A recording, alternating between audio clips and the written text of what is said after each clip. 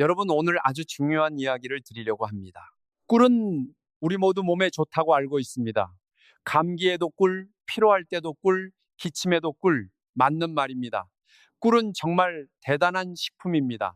하지만 꿀도 잘못된 음식과 만나는 순간 신장을 공격하는 존재로 돌변할 수 있다는 사실을 아는 분이 거의 없습니다. 대한신장학회 자료에 따르면 65세 이상 어르신 3명 중 1명은 신장 기능이 정상보다 약해져 있다고 합니다. 그런데 그분들의 식탁에 꿀과 최악의 조합이 자주 올라온다는 게 문제입니다. 오늘 3가지를 말씀드립니다.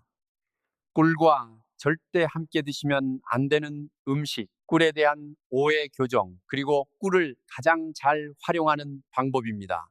자, 첫 번째 위험한 조합입니다. 두부, 두유, 청국장과 꿀을 함께 드시면 안 됩니다. 꿀에는 유기산이 들어 있습니다. 꿀을 맛볼 때 느끼는 그 은은한 신맛을 만드는 성분입니다. 이 유기산이 콩 단백질과 장 안에서 만나면 소화가 안 되는 찌꺼기 덩어리가 만들어집니다. 오래된 싱크대 배수관에 기름이 굳어 쌓이는 것처럼 이 찌꺼기가 장 안에 켜켜이 쌓입니다. 배가 팽팽하게 부풀고 속이 더부룩하고 화장실을 가도 시원하지 않습니다. 위장 기능이 약해진 60대 이후에는 이 증상이 더 오래, 더 심하게 나타납니다. 소화되지 못한 찌꺼기를 처리하려고 신장과 간이 이중으로 무리하게 됩니다. 경남 창원에 사시는 73세 이봉래 어르신은 오랫동안 복지관 요리 강사를 하셨는데 아침마다 두유에 꿀을 타서 드셨습니다. 몸에 좋은 두유에 좋은 꿀을 더하면 더 좋겠다고 생각하셨던 거죠. 그런데 어느 날부터 아침 식사 후마다 배가 북처럼 빵빵해지고 기운이 빠지셨습니다. 검사를 해봐도 원인이 안 나왔어요. 식습관을 하나하나 되짚다가 두유와 꿀 조합을 발견하고 딱 그것만 끊었더니 2주 뒤부터 팽만감이 사라지고 아침이 훨씬 가벼워지셨다고 합니다. 두 번째 위험한 조합은 꿀과 감입니다. 가을 감에는 탄닌이 들어 있습니다. 감을 베어 물었을 때 혀를 쪼인 새끝 떫은 맛이 탄닌입니다. 이 탄닌이 꿀 속의 철분과 장 안에서 만나면 물에 거의 녹지 않는 단단한 물질이 만들어집니다. 세탁기 호스 안에 세제 찌꺼기가 굳어 층층이 쌓이듯 이 물질이 혈관을 타고 신장에 쌓여 결석이 됩니다. 요로 결석이나 신장 결석을 경험해 보신 분들은 아십니다. 허리를 칼로 찌르는 것 같은 그 통증이 얼마나 끔찍한지, 게다가 탄닌은 꿀 속의 철분이 몸에 흡수되는 것 자체를 방해합니다. 건강해지려고 꿀을 드셨는데 감 때문에 철분이 흡수도 못 되고 그냥 빠져나가는 겁니다. 전남 순천에 혼자 사시는 78의 오기분 어르신은 가을마다 마당 감나무에서 감을 따 꿀을 뿌려 드셨는데 어느 해 초겨울에 허리가 끊어질 듯 아파서 응급실에 실려 가셨습니다. 요로 결석이었습니다. 그 뒤로는 감과 꿀을 절대 함께 드시지 않으신다고 합니다. 세 번째 위험한 조합은 꿀과 양파입니다. 많은 분들이 기침에는 꿀, 양파 절임이 좋다고 알고 계십니다. 오랫동안 전해 내려온 민간요법이죠. 그런데 현대과학은 이 조합의 효능에 과학적 근거가 부족하고 오히려 부작용이 더 크다고 말합니다. 양파에는 알릴설파이드라는 성분이 있습니다. 양파를 썰 때 눈물이 나게 하는 그 자극적인 성분입니다. 이것이 꿀의 당 성분과 위장에서 섞이면 장내에 가스가 폭발적으로 발생합니다. 배가 풍선처럼 부풀고 숨쉬기가 불편할 만큼 팽만감이 심해집니다. 충남 서산에 사시는 72살 황기남 어르신은 기침이 심할 때마다 꿀 양파 절임을 드시다가 일주일 뒤 배에 엄청난 가스가 차서 이틀 동안 고통스러우셨다고 합니다. 그 뒤로는 꿀은 따뜻한 물에만 타서 드신다고 합니다. 자, 3가지 상극을 정리했습니다. 두부, 두유, 감, 양파. 이 3가지만 피하셔도 신장과 위장이 훨씬 편안해집니다. 이제 꿀에 대한 오해를 바로잡을 차례입니다. 당뇨가 있으신 분들, 꿀을 절대 못 드신다고 생각하시나요? 사실은 다릅니다. 혈당 지수를 보면 흰 쌀밥은 84입니다. 설탕은 68입니다. 그런데 꿀은 평균 55입니다. 설탕보다 혈당을 더 천천히 올린다는 뜻입니다.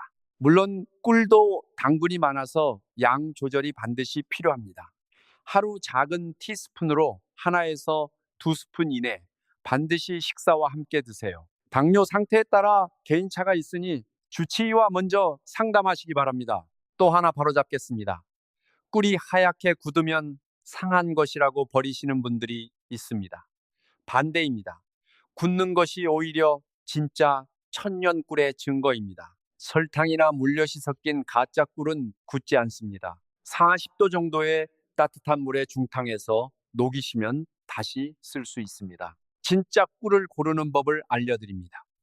라벨에서 탄소 동이온 소비를 확인하세요. 이 수치가 마이너스 23.5 이하인 꿀이 설탕이 한 방울도 섞이지 않은 진짜 천연 벌꿀입니다. 비가열이라는 표기도 확인하세요. 열 처리를 하지 않아야 효소와 비타민이 살아 있습니다.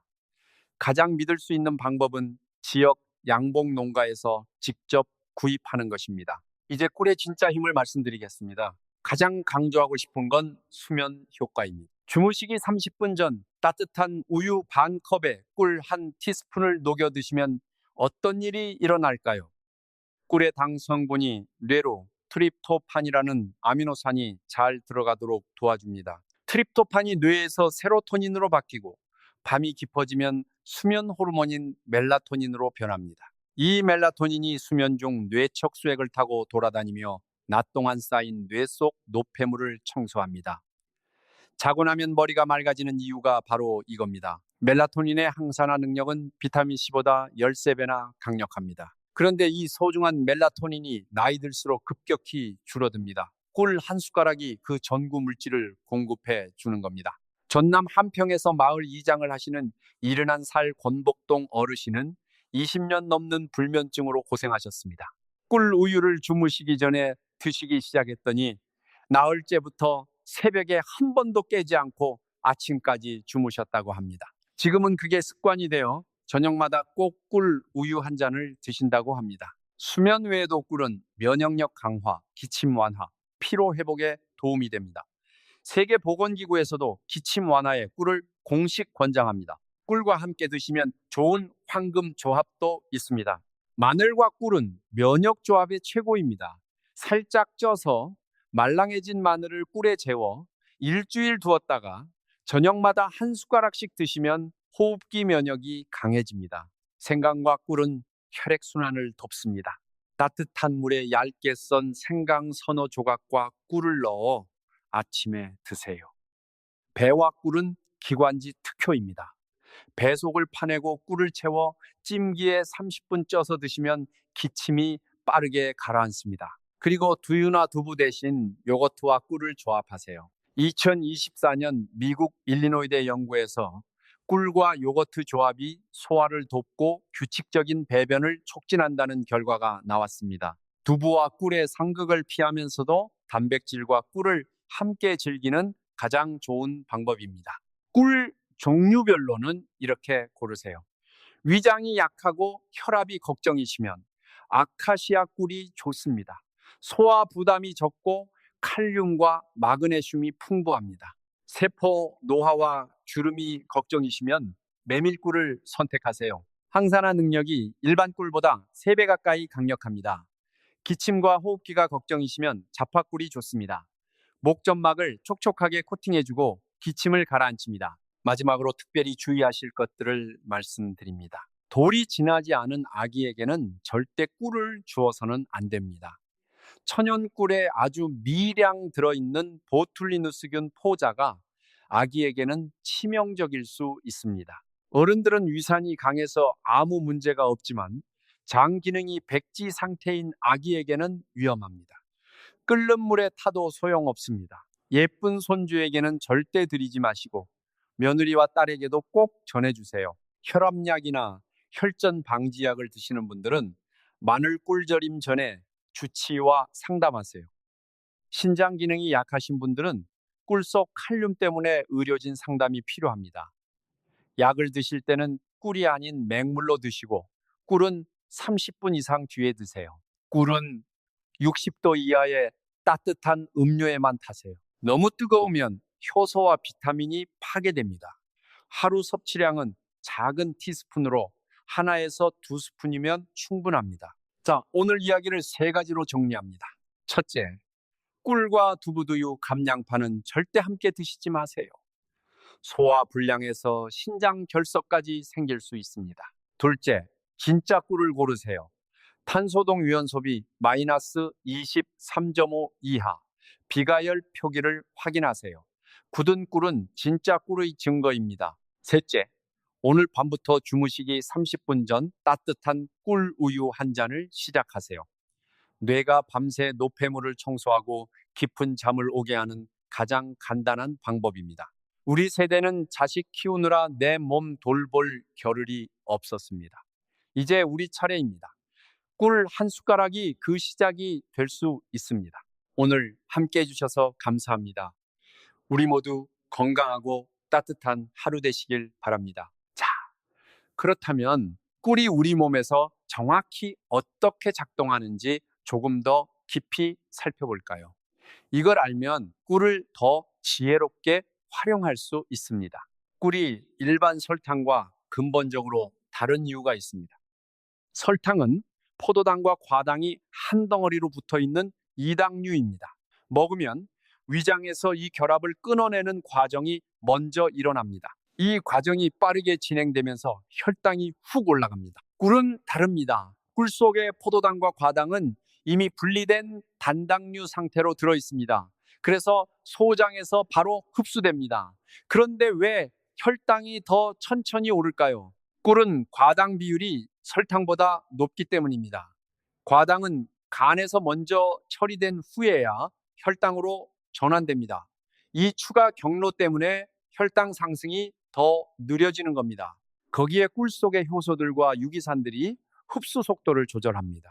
설탕을 정제하는 과정에서 이 복잡한 성분들이 전부 제거됩니다. 그래서 설탕이 혈당을 더 급격히 올리는 겁니다. 꿀은 겉보기에 설탕처럼 달지만 우리 몸 안에서 작동하는 방식은 상당히 다릅니다. 꿀 속에 들어있는 주요 성분들을 간단히 소개해 드릴게요. 첫째, 플라보노이드입니다. 세포를 산화로부터 보호하는 항산화 물질입니다. 특히 진한 색을 띠는 메밀꿀에 가장 많이 들어 있습니다. 둘째, 유기산입니다. 꿀의 약한 신맛을 만드는 성분입니다. 꿀 속에서 세균이 살 수 없게 하는 방어 역할을 합니다. 소장에서의 영양소 흡수도 도와줍니다. 셋째, 효소입니다. 꿀 속에는 소화를 돕고 과산화수소를 만들어 항균 작용을 하는 효소들이 있습니다. 이 효소들은 열에 약해서 60도 이상에서는 파괴됩니다. 너무 뜨거운 음료에 꿀을 타면 효소가 사라지고 당분만 남습니다. 넷째, 미네랄입니다. 칼륨, 마그네슘, 칼슘, 철분 등이 들어 있습니다. 특히 칼륨은 혈압을 낮추는 데 중요한 역할을 합니다. 아카시아 꿀에 이 칼륨이 풍부합니다. 이 성분들이 함께 작용하기 때문에 단순히 포도당이나 과당을 먹는 것과는 완전히 다른 효과가 나는 겁니다. 여러분께서 가장 많이 하시는 질문들에 답을 드리겠습니다.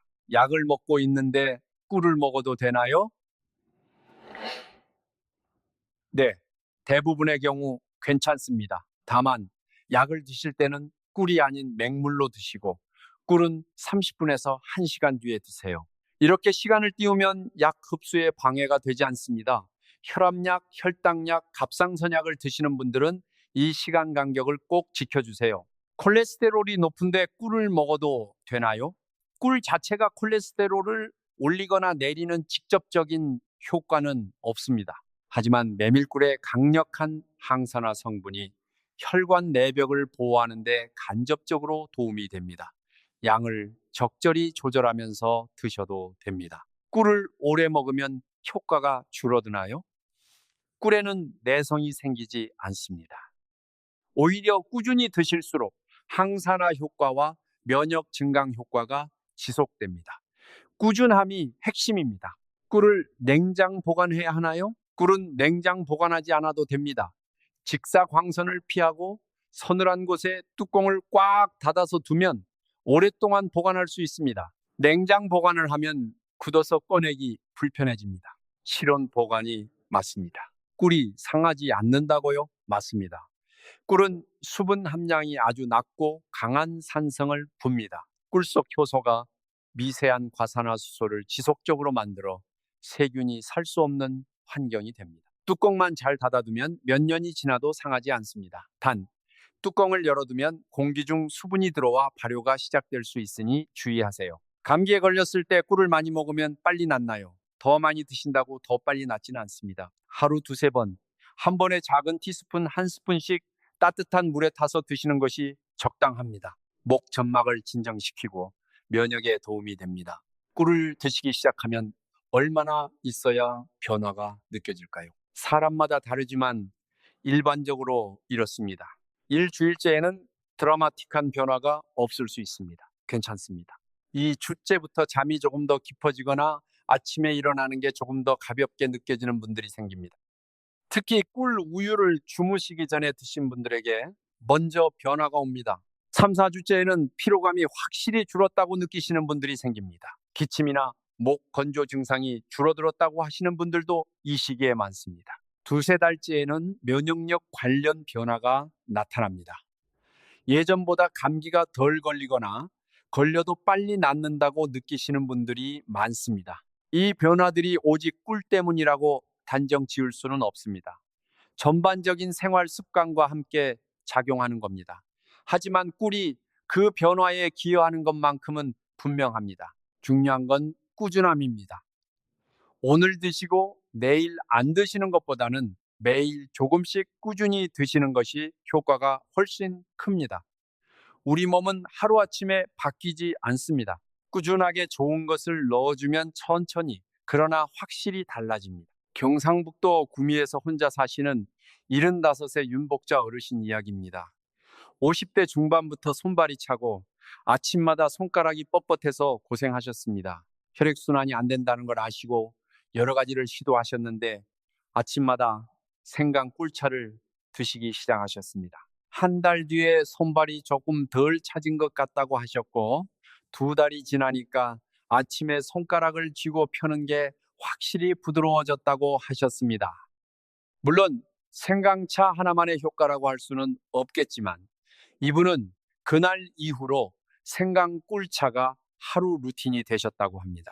충청북도 청주에서 혼자 사시는 70살 나복순 어르신은 20년 넘게 불면증으로 고생하셨습니다. 꿀 우유를 시작하신 건 같은 복지관을 다니는 친구분의 얘기를 듣고서였습니다. 반신반의하면서 시작하셨는데 한 달쯤 뒤에 이제 새벽에 안 깬다고 하셨습니다. 2달이 되면서 아침에 일어나는 게 이렇게 가벼운 게 오랜만이라고 하셨다고 합니다. 전라북도 익산에서 토목점을 50년 하시다가 은퇴하신 76세 홍정자 어르신은 환절기만 되면 기침을 달고 사셨습니다. 가을부터 봄까지 자파꿀을 하루 2번 따뜻한 물에 타서 드신 이후로 기침이 예전보다 훨씬 줄었다고 하십니다. 이런 분들의 이야기에서 제가 다시 한번 느끼는 건 건강이란 거창한 것에서 오는 게 아니라는 겁니다. 매일 아침 꿀 한 숟가락, 저녁 꿀 우유 한 잔, 이 작은 습관 하나가 쌓이면 몸이 달라집니다. 하루 동안 꿀을 가장 잘 활용하는 방법도 알려드릴게요.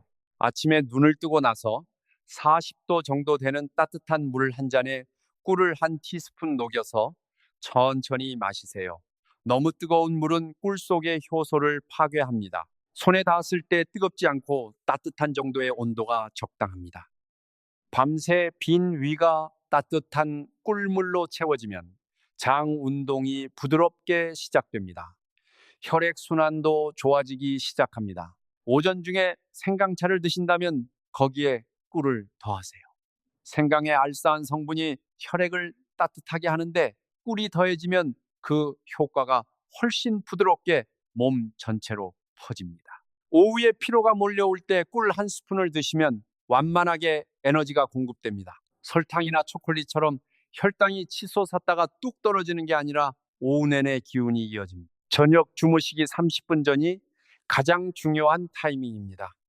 아까 말씀드린 따뜻한 우유 반잔에 꿀 한 티스푼입니다. 텔레비전 끄고 스마트폰 내려놓고 조용히 앉아서 이 따뜻한 꿀 우유를 천천히 마시는 것. 이게 하루 중 가장 좋은 건강 습관 중 하나입니다. 하루 총 꿀 섭취량은 작은 티스푼으로 하나에서 두 스푼이면 충분합니다. 더 드신다고 더 좋은 게 아닙니다. 꿀도 결국 당분이기 때문에 양 조절이 중요합니다. 꿀과 함께라면 더욱 좋은 생활 습관이 있습니다. 꿀은 물을 충분히 드시는 것과 함께할 때 더 잘 작용합니다. 하루 6에서 8컵의 물을 드시면서 꿀을 활용하시면 신장이 노폐물을 더 잘 배출할 수 있습니다. 특히 꿀과 감을 함께 드셔서 생긴 탄철 물질도 물을 충분히 드시면 소변으로 배출되는데 도움이 됩니다. 오늘 이야기가 처음엔 놀라우셨을 수도 있습니다. 오랫동안 몸에 좋다고 믿어온 두유와 꿀 조합, 감의 꿀 뿌리기, 양파 꿀 절임이 사실은 조심해야 한다는 이야기이니까요. 오랫동안 믿어온 것을 바꾸기가 쉽지 않다는 걸 저도 압니다. 하지만 새로운 지식이 여러분의 몸을 지킵니다. 오늘 이 영상을 보셨다면 지금 바로 집에 있는 꿀병을 들고 라벨을 확인해 보세요. 탄소동 위원 소비가 적혀 있는지, 비가열이라는 표기가 있는지 확인해 보세요. 없다면 다음에 꿀을 살 때는 그 기준으로 골라보세요. 그리고 오늘 밤 하나만 시작하세요. 주무시기 30분 전 따뜻한 우유 반잔에 꿀 한 티스푼, 딱 이것만입니다. 돈도 얼마 안 듭니다. 일주일 뒤에 아침에 일어났을 때 몸이 어떤지 느껴보세요. 변화가 느껴지기 시작하면 그 다음 단계로 넘어가시면 됩니다. 자, 꿀의 종류별 효능을 좀 더 자세히 말씀드릴게요. 아카시아 꿀부터 시작합니다. 봄날 산기쫌을 하얗게 덮는 아카시아 꽃에서 만들어진 꿀입니다. 맑고 투명한 연한 황금빛을 띠고 있고 맛이 비단처럼 부드럽습니다. 향도 은은합니다. 이 아카시아 꿀의 가장 큰 특징은 소화 부담이 적다는 겁니다. 위장이 예민하거나 식사 후 늘 속이 거북하신 분들에게 제일 잘 맞는 꿀입니다. 혈압 수치가 불안정해서 늘 마음을 졸이시는 분들, 아침에 일어났을 때 손가락 마디마디가 퉁퉁 부어 주먹이 잘 안 쥐어지는 분들에게 저는 주저없이 이 아카시아 꿀을 권해드립니다. 메밀꿀 이야기입니다. 색깔부터 심상치 않습니다. 간장처럼 아주 진한 흑갈색을 띠고 있고 향기도 굉장히 강렬합니다. 맛을 보면 혀뿌리 쪽에 쌉싸름한 쓴맛까지 감돕니다. 처음 드시는 분들은 당황하기도 합니다. 하지만 이 메밀꿀 안에 응축된 항산화 물질의 양은 다른 꿀들과 비교가 안 됩니다. 사과를 반으로 잘라서 식탁 위에 그냥 올려두면 어떻게 되나요? 시간이 지나면서 표면이 누렇게 뜨고 쪼글쪼글해집니다. 그게 바로 산화, 즉 부식이 진행되는 과정입니다. 놀랍게도 지금 이 순간 여러분의 몸속 세포들도 똑같이 산화되며 늙어가고 있습니다. 메밀꿀이 바로 이 산화를 막는 강력한 방패입니다. 얼굴에 주름이 깊어지는 게 속상하신 분들, 몸이 예전 같지 않게 자꾸만 녹슬어가는 것 같아 서글프신 분들은 당장 내일부터 메밀꿀과 친해지셔야 합니다. 자파꿀은 야생화꿀이라고도 부릅니다. 특정 한 가지 꽃이 아니라 들판과 산에서 피고 지는 여러 계절의 꽃들이 빚어낸 꿀입니다. 채취하는 시기와 장소에 따라 색깔도 맛도 조금씩 달라집니다. 이 자파꿀은 특히 호흡기를 다스리는 데 탁월합니다. 건조하고 따가운 목 점막을 부드럽게 코팅해주고 기침과 가래를 가라앉힙니다. 바람만 불면 콜록거리는 분들의 식탁에는 반드시 이 자파꿀이 자리 잡고 있어야 합니다. 우리 집 아카시아 꿀, 메밀꿀, 자파꿀 중 지금 내 몸에 맞는 것 하나를 선택해 보세요. 겨울에 기침이 걱정되신다면 자파꿀을, 온몸이 녹슬어 간다는 느낌이 드신다면 메밀꿀을, 위장이 약하고 혈압이 걱정이신다면 아카시아 꿀을 선택하시면 됩니다. 꿀 이야기를 하면서 우리 선조들의 지혜도 빠뜨릴 수 없습니다. 동의보감에도 꿀의 효능이 상세히 기록되어 있습니다. 조선시대 궁중의료에서도 꿀은 귀한 약재로 쓰였습니다. 기침이 날 때 꿀을 먹으라는 것, 상처가 났을 때 꿀을 바르라는 것, 잠이 오지 않을 때 꿀물을 마시라는 것, 이것들은 모두 현대 과학으로도 검증된 방법들입니다. 하지만 전통에서 내려오는 것이 모두 정확한 건 아닙니다. 오늘 말씀드린 양파 꿀절임이 기침의 특효라는 것이 그 예입니다. 각각의 음식은 좋지만 함께 먹었을 때 오히려 문제가 생길 수 있다는 것을 과학이 밝혔습니다. 우리 선조들의 지혜를 존중하면서도 새롭게 밝혀지는 과학적 사실들을 함께 받아들이는 것, 이것이 여러분 건강을 지키는 가장 현명한 방법입니다. 경상북도 안동에서 오랫동안 한의원을 운영하시다가 은퇴하신 75세 박태환 어르신 이야기를 해드릴게요. 수십 년 동안 전통의학을 연구하셨던 분인데 이분이 직접 말씀하신 게 있습니다.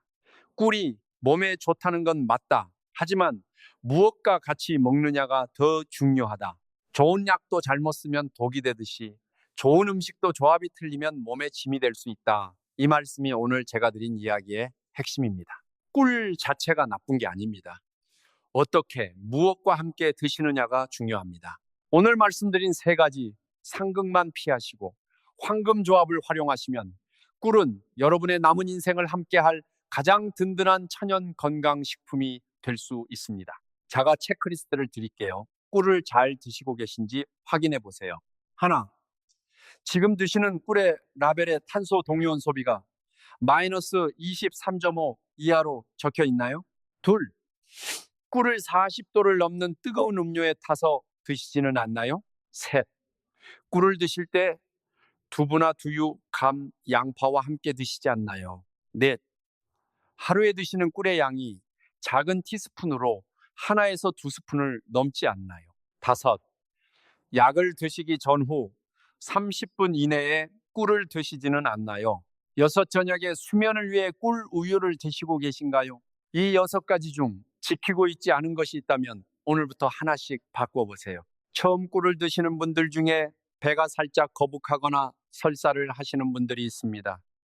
이건 꿀 속의 과당에 장이 적응하는 과정에서 생기는 일이 많습니다. 처음에는 아주 소량에서 시작하시고 몸이 익숙해지면 조금씩 양을 늘려보세요. 피부에 두드러기나 가려움이 생기면 꿀에 들어있는 꽃가루에 반응하는 것일 수 있습니다.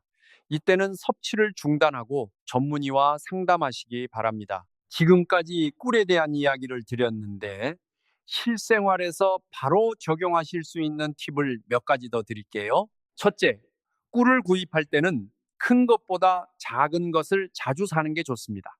한번 뚜껑을 열면 공기와 접촉이 시작됩니다. 너무 오래 두면 수분이 들어와 발효될 수 있습니다. 3, 4개월 안에 다 드실 수 있는 크기를 선택하세요.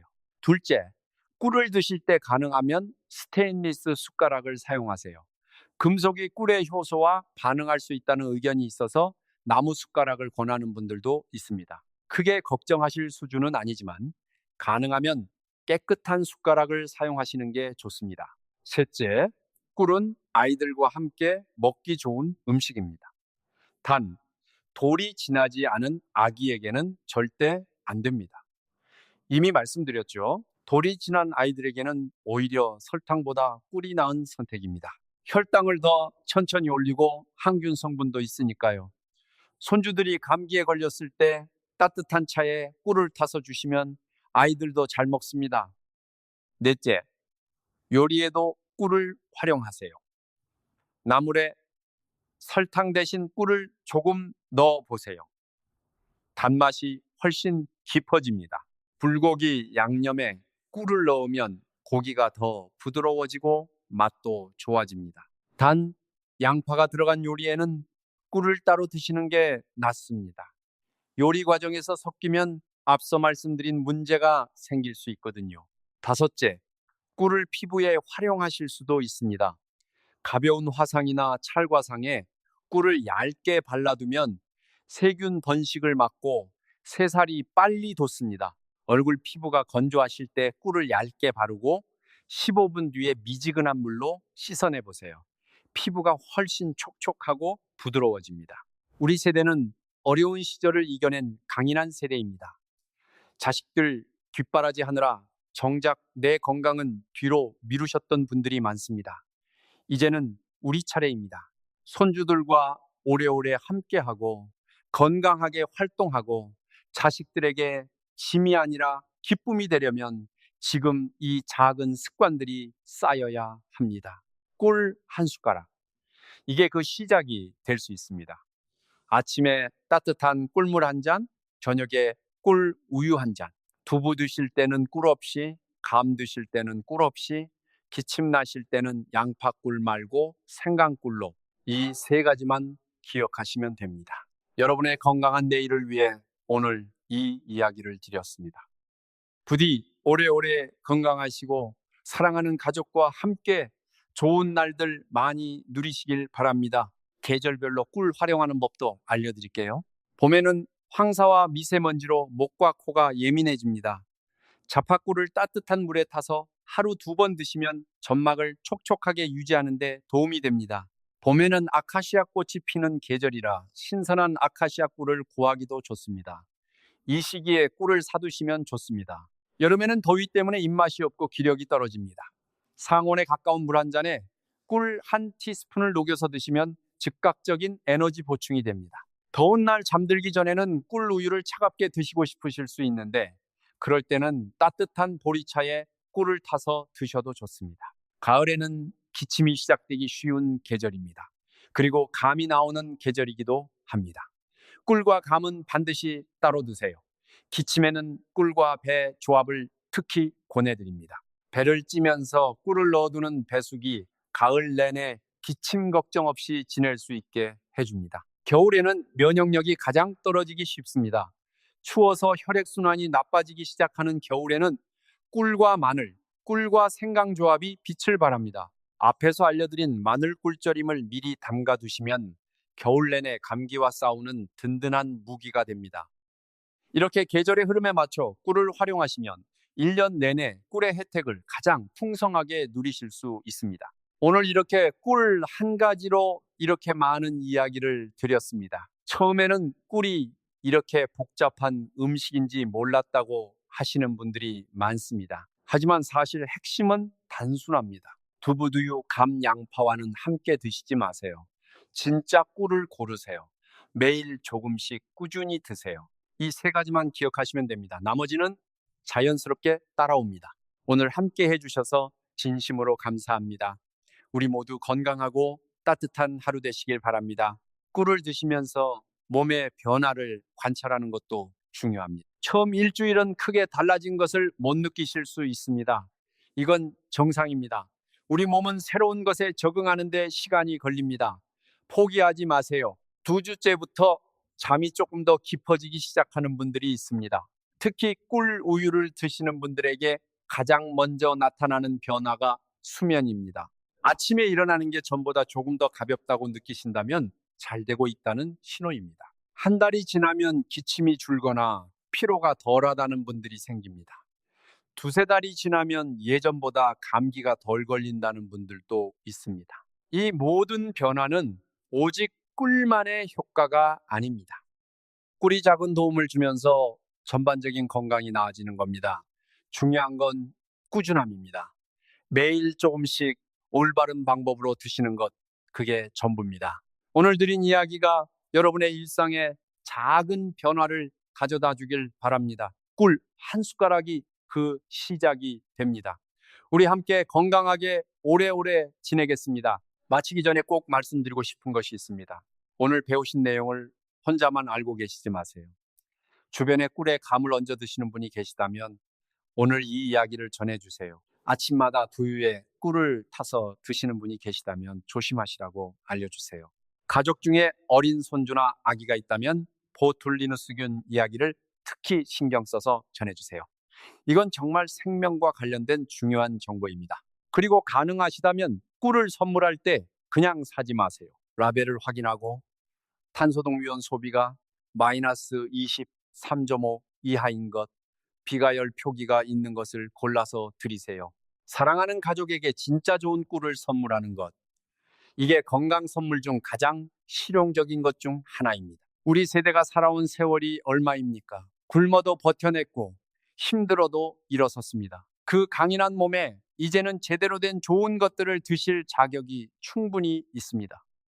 아침에 따뜻한 꿀물 한 잔으로 하루를 시작하고 저녁에 꿀 우유 한 잔으로 하루를 마무리하세요. 그 사이사이에 두부 드실 때는 꿀 없이, 감 드실 때는 꿀 없이, 기침 나실 때는 생강 꿀차로 이것만 지키셔도 꿀이 여러분의 가장 든든한 건강 동반자가 됩니다.